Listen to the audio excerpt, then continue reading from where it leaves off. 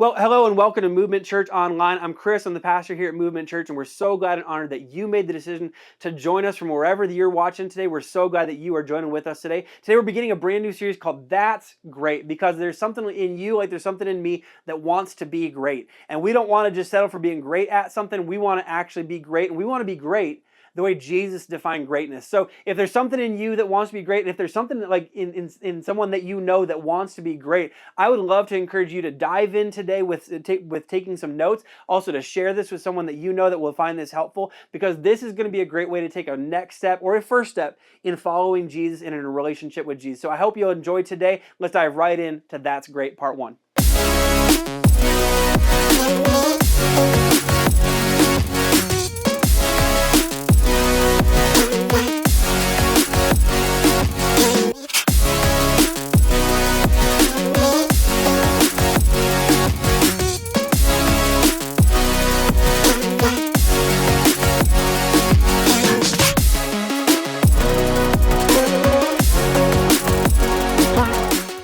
Well, I think for all of us, there's a desire inside of us to be great at something. And I don't think that ever really goes away, but I definitely do think that it takes some different forms over the course of a lifetime, right? Like sitting right here, right now, there's a desire in you, like there's a desire in me to be great at something, whether it's long distance running or pickleball or something related to your career or something related to crafts or baking, or maybe to be a great dad or to be a great husband, to be a great wife, to be a great mom, to be a great grandparent, like we want to be great. And over the course of my life, this has actually taken on a few different forms, and I don't mean to brag, but when I hit third grade, I think I found the very first thing that I thought I could be truly great at. It was a program in our church competing against kids in other Assemblies of God churches around the area, around the state of Wisconsin, and it was something called Junior Bible Quiz. And I could bore you with a lot of the details about Junior Bible Quiz and about JBQ, so I will. And in my glory days, there were 576 questions that made up what's known as the Fact Pack. In fact, if you're in our fantasy football league as a church, my team name is the Fact Packs, and it comes right from Junior Bible Quiz. There are 10, 20, and 30-point questions with the value of the questions depending on the complexity and the length of the answers. And I don't mean to brag, but in the third grade, I started out as a 10-point quizzer, and I was a pretty good 10-point quizzer. My second year, our coaches, aka my parents, they told me they wanted me to know all of the 10s and all of the 20s. And then by fifth grade, they wanted me to be the top gun and be primarily on the 20s and 30s. And this was a competition, so numbers got tracked across the whole season, and for 4 years in a row, I was one of the top quizzers by season and by age in our state. And then my final year as a sixth grader, our team actually won second place in the state tournament, which meant we got the chance to advance to regional and national tournaments. And while we finished second in the state, our team actually won regionals. And I asked my parents, and my dad confirmed this, that I actually finished as the highest scoring quizzer in the regional tournament, which was 10 states. It was fantastic. Then we went to nationals, and our team placed 8th in the nation, and I had the 5th highest scoring average in the national tournament. In fact, I was talking with my sister about JBQ recently, and her sons are involved in it right now, and she found a national registry that we are both on, and I wanted to share this screenshot with you. That's right. If you notice there, you don't just have a pastor, you got a Bible master. You don't have a pastor, you've got a Bible master since 1994 when I was 11 years old. Actually, based on the date of it, I was 10 years old. Some of you hear that and you're like, I'm not just a pastor, I'm a Bible master. And some of you hear that and you think, man, you didn't have a chance. That's a pastor origin story if I've ever heard one, and you are probably right. So that was one of the first things in my life that I thought, I knew I was great at Junior Bible Quiz. Then a few years later, I went back to public school because, in case you couldn't tell from the previous story, I was homeschooled through all of that. And the next thing that I thought I could be great at was basketball. I loved basketball, and I thought I could be great at basketball. So I tried out for the basketball team at Parkside Middle School in Watoma, Wisconsin, with a very low tradition of basketball. I thought I could be one of the best basketball players in Watoma history, short list. And I don't mean to brag, but I made the team. I made the team. The B team, that is, right? Like, and for most people, for most of the team, B stood for the second best team. There was an A team and there was a B team. But for me, B also stood for bench warmer. That's right. I was on the bench on the B team. I was not great at basketball. Now, here's what happened to me in JBQ, and here's what happened to me in middle school basketball. When it came to JBQ, when it came to junior Bible quiz, when I was great at something, I thought that made me great. And in middle school basketball, when I wasn't great at basketball, I thought it meant that I was not great. But here's the thing that we eventually come to figure out in life, and maybe some of you in this series will be the moment where you recognize this, or maybe the first moment that you're finally able to put language around this thing that you have felt, is that there's a significant difference between being great at and actually being great. There's a significant difference between being great at something and actually truly being great. And I think for many of us, one of the first ways that we can recognize that difference is like, if I were to ask you to come up with a list of great people, you would actually start coming up with two kind of separate lists, right? Like, you would have a list of people who are great at something. Maybe they're great athletes, they're great artists, they're great musicians, they're great at producing something at work, they're great at lawn care, they're great at something. They're great at something, but when you look at the whole picture, you don't know if you would quite be able to call them great people. They're great at something, sure. But are they great people? Being a great athlete doesn't make you a great person. Being a great musician certainly doesn't make you a great person. Being a great artist doesn't make you a great person. Being great at taking care of your lawn doesn't make you a great, like being great at your career doesn't necessarily make you a great person. And then what you know is you would have a list of people where you couldn't put your finger on anything in particular that they were great at, but because of the way they treat people around them, because of the way they treated you, because of the way they make you feel, because of the way they bring out the best in people who are closest to them, you would say they're great. They're truly great people. They're a great person. See, and here's the thing. In life, one of the biggest problems that we run into is when we confuse great at and great. Like when it comes to your kids as friends, like, we don't want our kids as friends to just be great at school or great at soccer. We want them to be great friends. We want our kids to be friends with great kids who have great kid attitudes. We don't want our kids to settle for friendships with people who are great at something.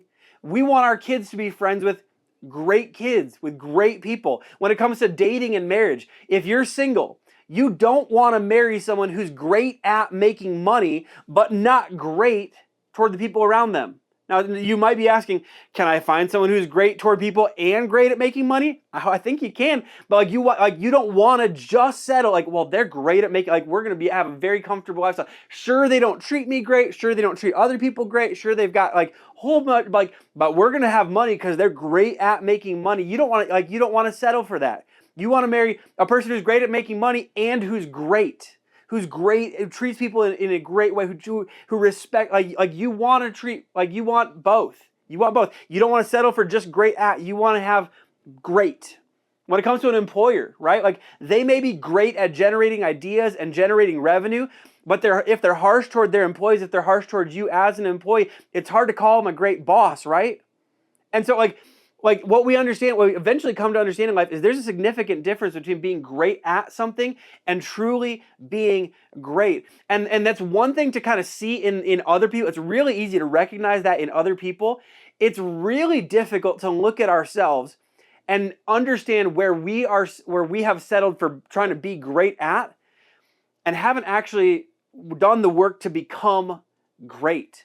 And so the question that we're going to ask, and it's a really big question, a really important question, but the question that we're going to ask today and we're going to unpack for the next few weeks in this series is we're going to ask the question, well, how do we become truly great? How do we move beyond settling for great at something to actually working to become great people, to become great men and women? If we don't want to settle for being great at, but we want to be really and truly great, What do we need to do? How do we need to live? And what choices do we ultimately need to make? And if you're asking that question, there's two incredible stories from the life and ministry of Jesus that I want to read today. One is pretty short, and the other is really, it happens shortly after, but kind of keeps the same idea going. And so in Mark chapter 9, what we get in Mark chapter 9 as we pick up this story is Jesus has just predicted for the second time his death and resurrection, his suffering, his death, and his resurrection. And then while they're traveling on, here's what happens. In Mark chapter 9, starting in verse 33, it says, they came to Capernaum. When Jesus was in the house, he asked them, what were you arguing about on the road? As if he didn't know, right? What were you arguing about on the road? So, but they kept quiet because on the way, they had argued about who was the greatest. Now, I mean, the disciples catch a lot of flack for not having like the greatest situational awareness, for not always seeming to know exactly what Jesus is ultimately doing and ultimately what Jesus is saying.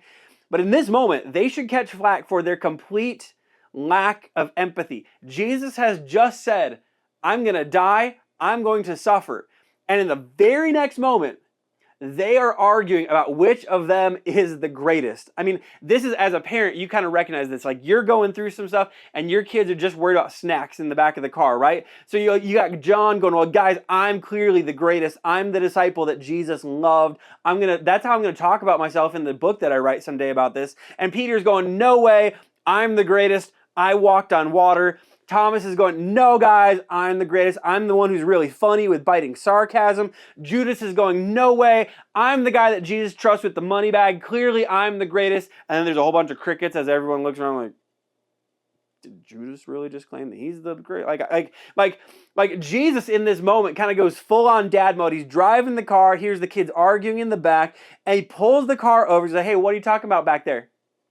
And while they're boldly arguing with each other, no one is bold enough to answer Jesus' question. So Jesus pulls the car over, right? So sitting down, Jesus called the 12 and said, anyone who wants to be the first must be the very last and the servant of all. And the servant of all. Jesus goes, oh, you want to be great? And notice, Jesus actually thinks that's great. Jesus thinks it's great that you want to be great. Jesus thinks it's great that they want to be great. Jesus doesn't condemn them for having a desire to be great. Jesus doesn't even seem to condemn them for arguing or having a competition for who would be the greatest among them. Jesus is really cool with them having a great desire to be great. But Jesus wants to make sure that they are aiming at the right target. So he defines greatness for them. He gives them an incredibly clear picture. He's like, you want to be great? That's great. You'll be truly great when you serve. See, this, to put it this way, to Jesus, greatness is found through service. Greatness is found through service. Not through talent, not through a skill level, not through financial position, not through financial security, not through how much of life you've worked through and you've done the work to make sure that you're in a solid position, not through any of that. And to some of us religious folks, it's not through Bible knowledge or apologetics or arguments. And Jesus would look us all in the eyes and say that all of those are good things, that they're valuable things, that they're things that are even worth pursuing, but they aren't what make a person great. Jesus says what makes a person great is when you take whatever you've got of skills and talent and finances and resources and relationships and time and knowledge and persuasion abilities and leadership ability, and you use it not for your own benefit, but for the benefit of someone else close to you. That is what makes a person great, in Jesus' own words. Now, a few days later or a few weeks later, in the very next chapter of Mark, but there's some time that has passed in between here, another similar thing happened. In order, we're told in Mark 10 that Jesus has predicted his death and suffering and resurrection for the third time. By the way, again, the second time was right before the disciples argued about who was the greatest. And immediately after predicting the events of his death for the third time, here's what happens next. In Mark chapter 10, picking up in verse 35, says, then James and John, the sons of Zebedee, came to him. Teacher, they said, we want you to do for us whatever we ask. Now, today as we're watching, it's May 4th, which is, May the 4th be with you and all that kind of stuff. If you're really into Star Wars, today's a big day for you. But to quote Admiral Akbar from Star Wars, "It's a trap.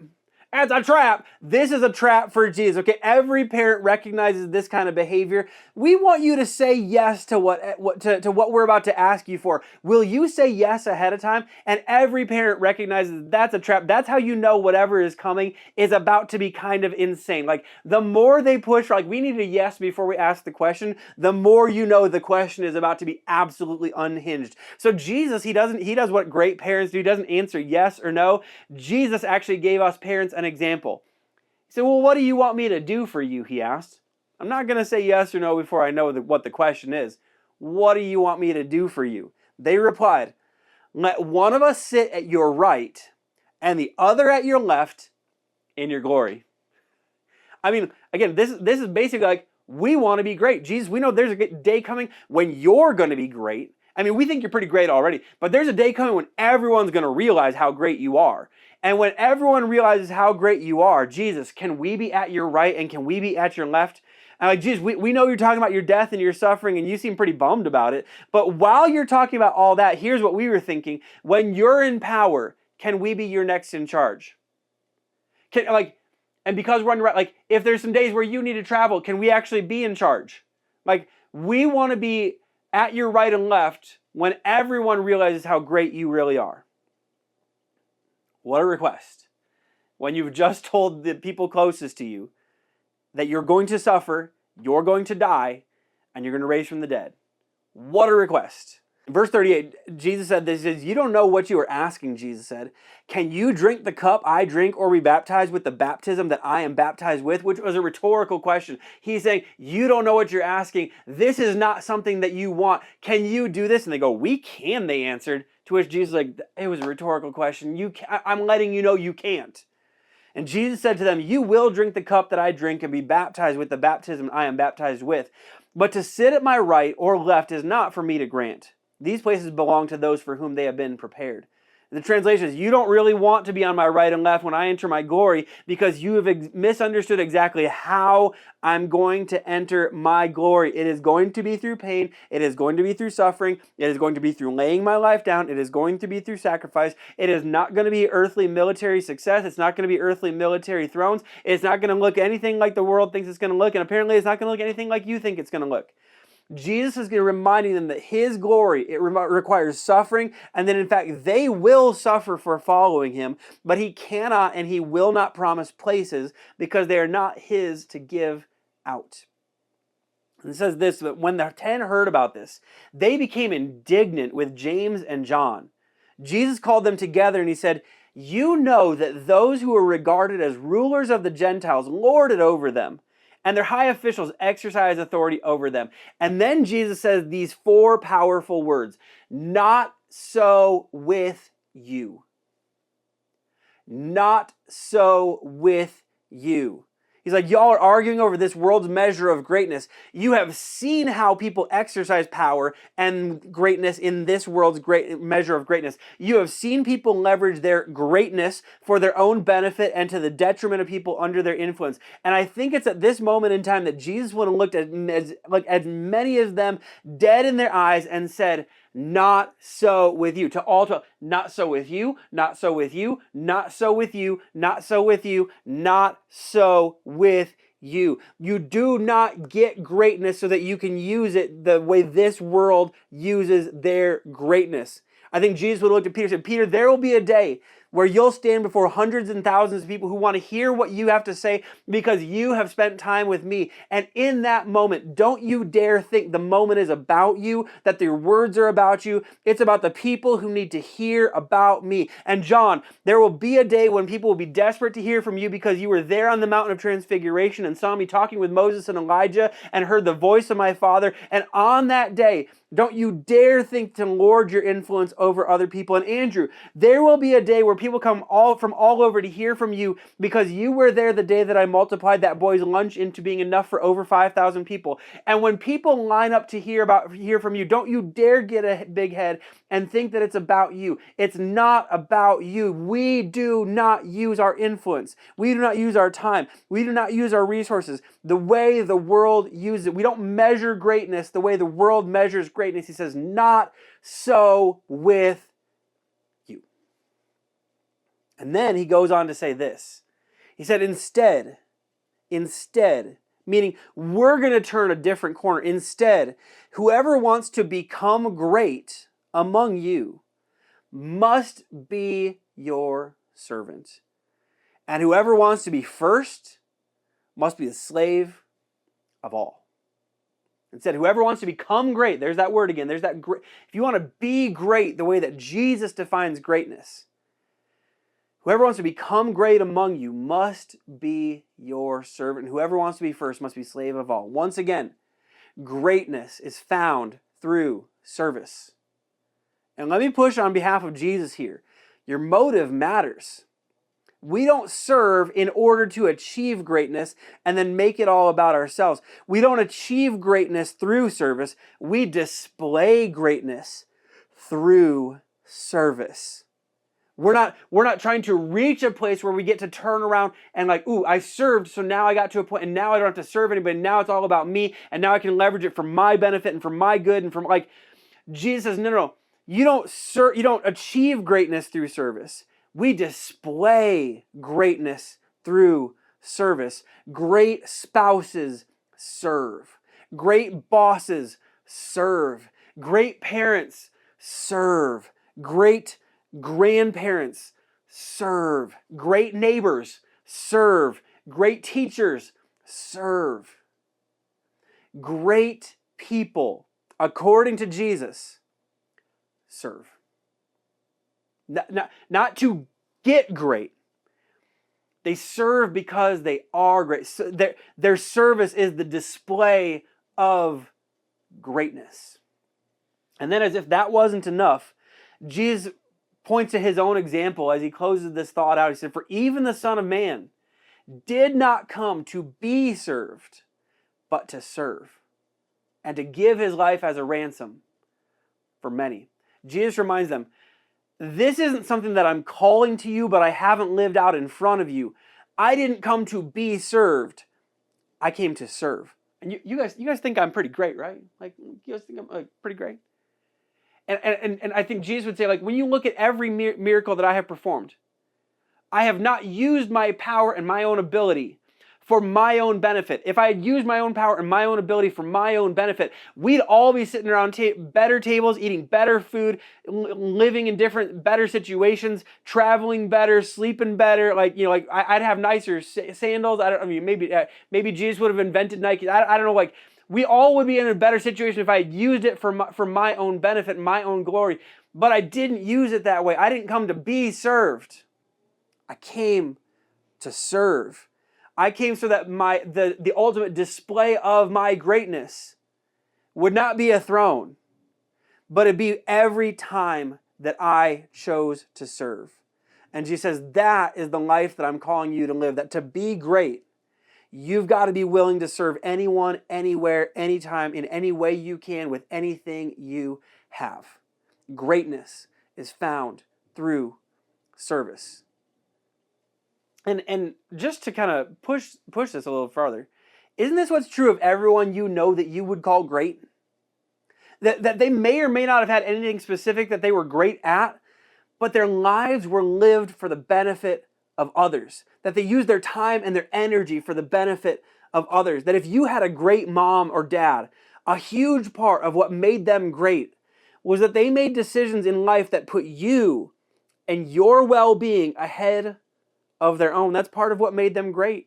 If you ever had someone that you'd call a great boss, wasn't part of what made them great was their willingness to like roll up their sleeves and help? Like that they weren't above the work just because they signed your checks, but they were willing to engage and help in any way that was needed and was necessary. They weren't above the work. They were willing to get on the level of the employees if that's what it took to make sure that the company ran well and that you could do your job well. Like one of the people that I think of when I think of someone great was a professor of mine my first year of college when I was at the University of Wisconsin-Eau Claire.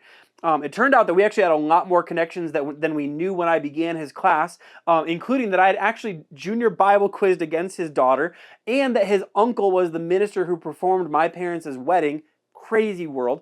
But before I knew any of that, I knew him as my honors English professor, Charles Hanson, the professor who gave me my first college C on a paper, right? And because I had been a straight A student for all my life, getting a C for the first time in my life felt like a devastating life emergency. And so I scheduled a meeting with him during his office hours to get clarity on why I received a C. I thought I had written a pretty good paper. I thought I had pretty good ideas. I thought I had summed up the book pretty well. And what he told me, and I'll never forget this, he told me that I had written a decent paper and had decent ideas, but I didn't write like a college student, which was hard to hear. He said I still wrote like a high school student and that I needed to learn to write like a college student. But then he didn't just tell me that I needed to learn to write like a college student. He offered that he would be willing to meet with me each week for the next month to teach me to write like a college student. So that I could level up my writing, and I took him up on it. It was actually in one of those meetings that we figured out all our connections, and I told him that I was considering becoming a pastor, and he told me that becoming a great writer would help me be a better preacher. He was right. He also told me that if I was willing to work ahead, I could submit my papers early to him for writing feedback before turning in a final draft on the actual deadline. He didn't have to do any of that, but I am so glad that he did. And while I was writing this sermon, I actually decided to see if he was still teaching, and like I thought, he retired a few years ago. But because the internet is forever, those sites where students get to grade teachers, they still had his name and his grades from students. And so I decided to read a little bit about other people's experience with Charles Hanson. And there were 3 themes. Number 1, he had high standards. Check. He wanted anyone who was a college student to write like a college student. His classes had a large workload. Check. I knew that one from firsthand experience. And third, I read over 20 accounts since 2010 of students who had the same experience that I had, that while he had high standards and he required a large workload, he had done for many students what he had done for me. That he was always willing to coach students to become great writers so that they could meet the expectations he had of college students. That while he had required a large workload, he was always willing to let students who took his classes turn their papers into him early so that he could review them and give feedback before turning in a final draft if they were willing to work far enough advanced that he could do that. And in that moment, I'm going to tell you 2 things. I felt a little less unique. I thought he did this for me and he didn't do that for anybody. I felt a little less unique, but I thought even more of him. He was a great professor. And so today, as we close, here's the challenge. If you want to be great, here's the challenge. You make a decision to leverage everything that you do for the benefit of someone around you. You make the decision that you're going to leverage everything that you do for the benefit of someone around you.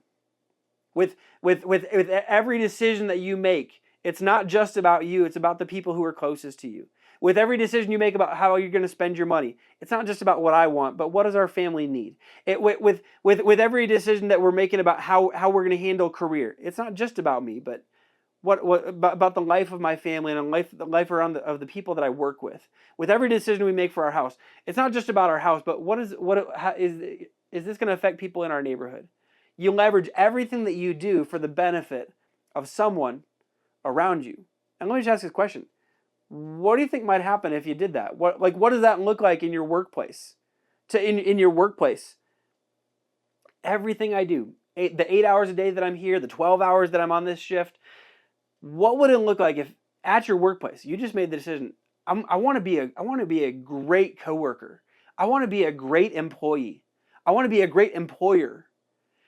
And so everything I do, every decision I make, I want to make that decision for the benefit of someone around me, someone who's close to me, in your school or in your neighborhood. Like, what if as a student, or what if as a teacher, what if as a neighbor, it's not just about me, but it's about the people around me. So whatever decisions I'm making, whatever I'm doing, whatever I'm doing, I just simply want what I do to be for the benefit of someone around me. In your family, in your house, like moms, dads, husbands, wives. Again, great spouses serve. They serve one another. They serve one another. They serve great moms and dads. They serve their kids. It doesn't mean that all of life is about the kids, and we certainly don't want to raise self-centered kids who think life is all about them. But what if we set an example for our kids that the best way to understand that life is not about you is by setting an example that life is not about us either? Because we are here to serve people around us, to serve and not just have our own interests all the time, but to serve and meet the needs of other people around us in our church. What if we made the decision that we don't want to just be great at being Christians, but we want to be great Christians who leverage whatever we have and whatever we are and whatever we can do for the benefit of people around us. That we would show people Jesus by showing them the greatness that Jesus has called us to. And here's the thing, I have a feeling if you'll do that, there will be a day where you'll be on someone's list that when they think of great people, they think of you. Like, I hope they'll think of me. And what will someday be said about us by our kids will not be them unpacking things in a counselor's office, but it'll be telling people about the great things that their parents did for them and the great example that was set for them. That's the power of this idea, that greatness is found through service. And that's why we're going to spend the next few weeks talking about being great. I hope you'll join us because that's great. And I want you to be great, and I want me to be great, and I want us to be great as a church together to reach our community. So let's be great, and let's figure out what it looks like to walk that out. Would you pray with me today? Heavenly Father, thank you so much for who you are. Thank you for your love for us, your grace for us. Thank you for your greatness on display through Jesus for us. Thank you that he did not come to be served, but to serve and to give his life for us. And God, I simply pray today that we would live according to his words and we'd live according to his example.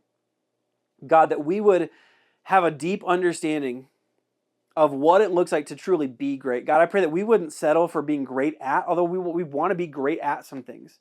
But God, help us not to settle for that. Help us to pursue true greatness, what it looks like to be great the way that Jesus defined greatness. So God, help us to be great through our service. Help us not to achieve and strive towards this world's definition of greatness by serving, but God, help us display greatness through our service. And God, would you help us to make the decision every moment, every day, as often as we can, to leverage what we have and what we are and what we do for the benefit of someone around us. Because God, that's how you want us to be great. That's how you're going to measure us on our greatness. So God, would you help us to be great? Would you help us to display greatness through service? And God, would you help us to leverage what we have and what we are and what we do for the benefit of those around us? Help us to be great, the way Jesus defined great. We love you. Give us wisdom to know what this looks like. Give us the courage to actually do it. We pray this in Jesus' name. Amen.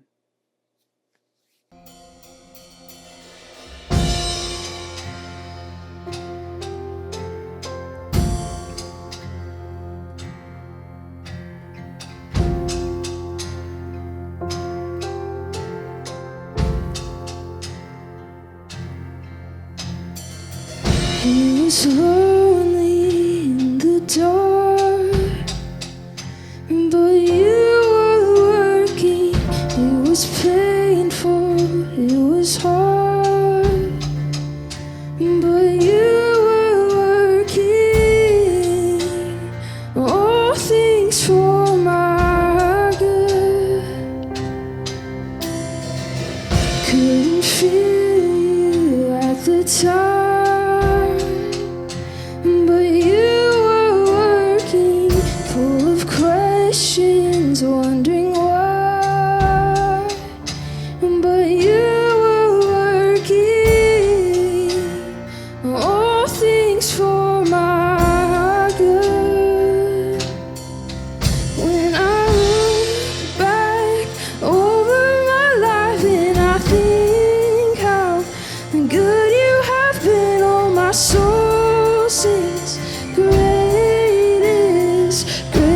your faithfulness. When I get your love on my mind, I get grateful all over again. My soul sings, great is your faithfulness. Oh,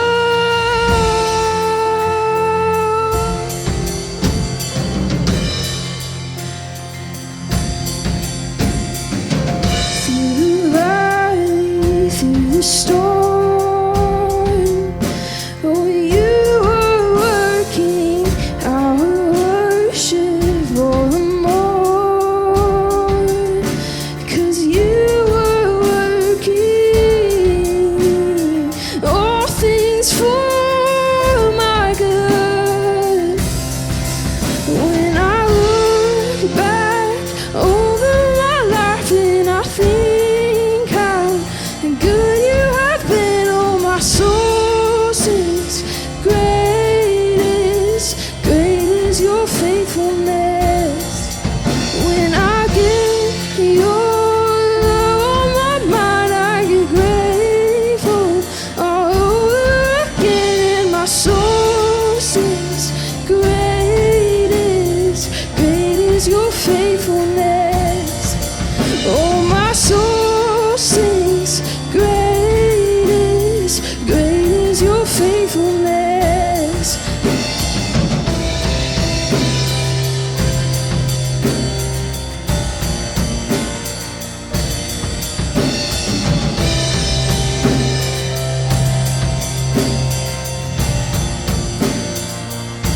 You'll turn it around. You'll turn it around. Don't know when, don't know how, but you always do it somehow. Oh, you'll turn it around. You'll turn it around. I don't know when, don't know how, but you always do it somehow. And you'll turn it around. And you'll turn it around. Don't know when, don't know how, but you always do it somehow. Oh, you'll turn it around. And you'll turn it around. Don't know when, don't know how, but you always do it somehow. When I look back over my life and I think how good you have been, oh, my soul sings, great is your faithfulness. When I get your love on my mind, I get grateful all over again, and my soul sings, great is your faithfulness. Oh, my soul sings, great is your faithfulness. You'll turn it around. You'll turn it around. Don't know when, don't know how, but you always do it somehow. You'll turn it around. You'll turn it around.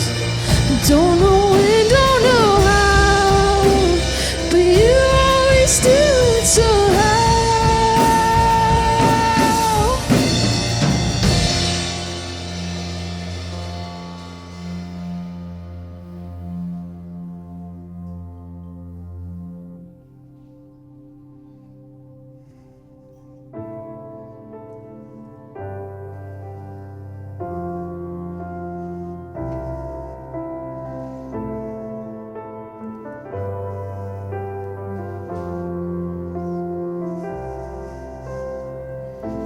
The Lord is my shepherd, and He is everything I need. So I will not worry, I will not fear the enemy.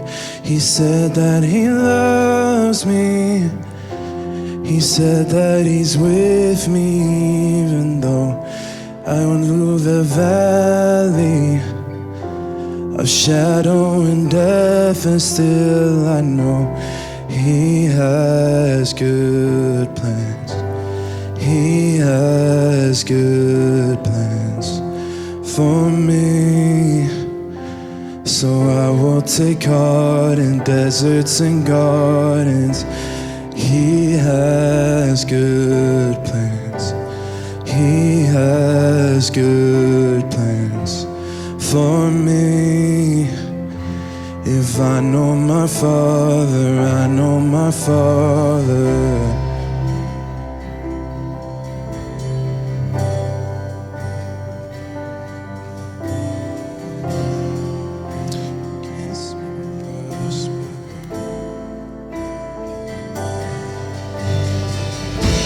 The Lord is my Savior, so why should I doubt my victory?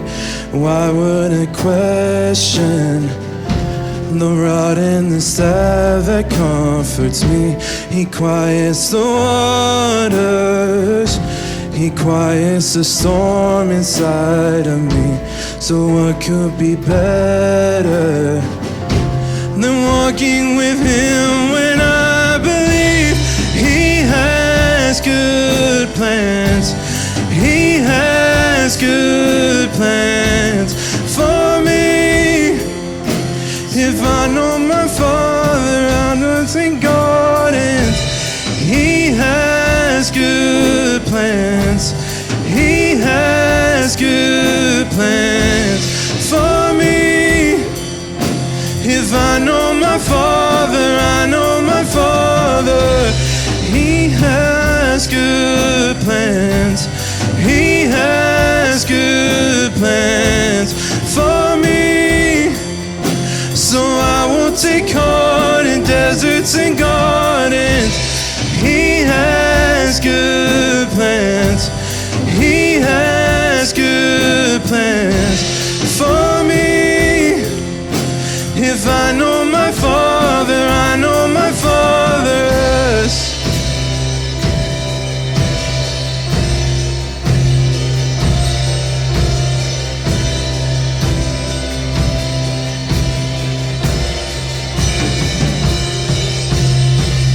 Surely your goodness and mercy will follow after me. So fear will not find me, 'cause I'll be dwelling in the house of God.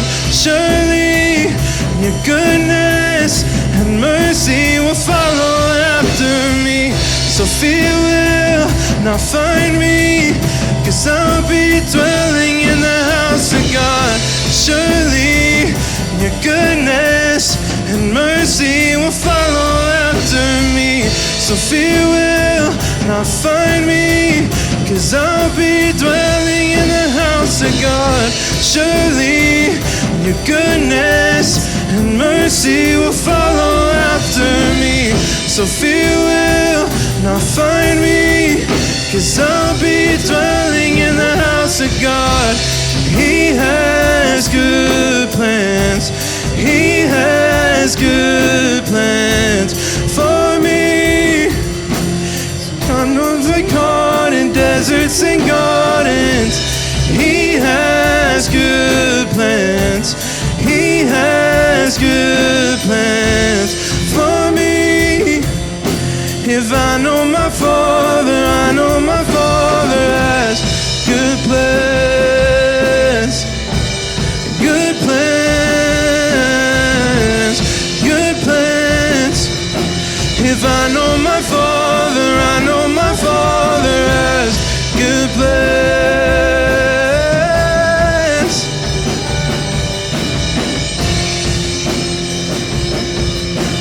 If I know my Father, I know my Father has good plans. Good plans. plans.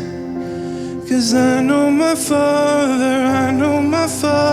has. Well, once again, thank you so much for joining us today for Movement Church Online. Thanks for taking some time out of your day to worship with us, to study the Word of God with us, to pray with us. We hope it's a valuable time for you. And as we close out today, we just simply want to remind you of some next steps that we would love to encourage you to take to engage with our church beyond this weekend service online. First of all, we want to remind you of the ways that you can give. If you are a giver, thank you so much for your generosity. If you want to become a giver, the ways you can give are all listed on screen right now. The ways you can become a giver, they're all on there. Whether you want to give online with our Cash App or by sending a cash and check offering to our P.O. Box, thank you so much for your generosity. Thank you for your heart that wants to give. Thank you for continuing to believe and invest in the mission of our church to keep reaching people and to help people take their first step and next step in a relationship with Jesus. It could not happen without you. And so thank you so much for being a giver. We also want to remind you, if you have a need, we would love to hear from you so we know how we can be the church for you. If there's a way we can pray for you, a way we can pastor you, a way we can partner with you to meet your need, we'd love to hear from you. So please reach out by phone, by Facebook, or email, which are all on screen right now. We simply would love to hear from you so we know how we can be the church for you. And then we also want to remind you, next Sunday is Mother's Day. We're going to have a great time celebrating moms at Movement in person. We'll also recognize moms here in church online, but it's a little bit harder to recognize you through a camera. So we would love to encourage you, if you can, we'd love to see you at church in person at 10:30 at Conley Elementary next Sunday. We'll have a great celebration of moms. We'll have some giveaways. We'll have some photo opportunities. And so we would love to see you and your family celebrate Mother's Day with us next Sunday. And so that's all we've got for you today. Until next week, we'll look forward to seeing you then. I hope you have a great day, a great week, and I hope you'll keep being the movement.